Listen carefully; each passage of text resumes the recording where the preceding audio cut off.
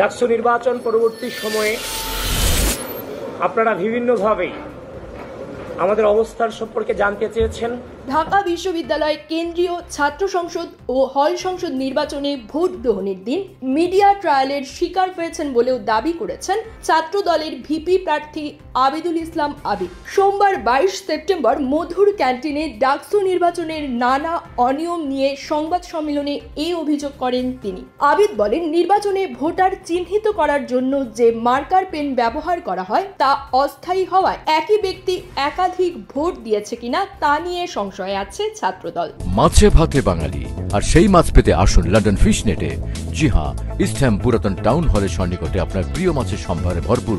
আসুন, দেখুন, বাজার করুন ছোট বড় সব ধরনের মাছ।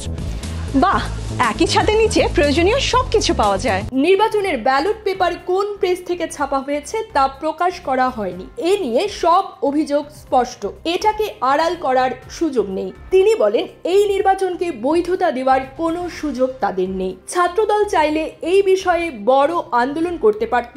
উল্লেখ করে আবিদ বলেন, পূর্বের রাজনৈতিক সংস্কৃতি ভেঙে যথাযথ প্রক্রিয়া অনুসরণ করে এগিয়ে চলছে ছাত্রদল।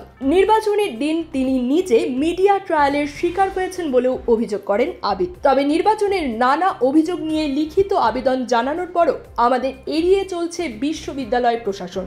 তিনি আরও বলেন, নির্বাচনের 4 দিন পর বিজ্ঞপ্তি দিয়ে জানানো হয় পোলিং এজেন্টদের বাছাই প্রক্রিয়ার অস্বচ্ছতা, আইডি কার্ড যথাসময়ে দেওয়া হয়নি, পোলিং এজেন্টদের অনুপস্থিতিতে ভোট নেওয়া হয়।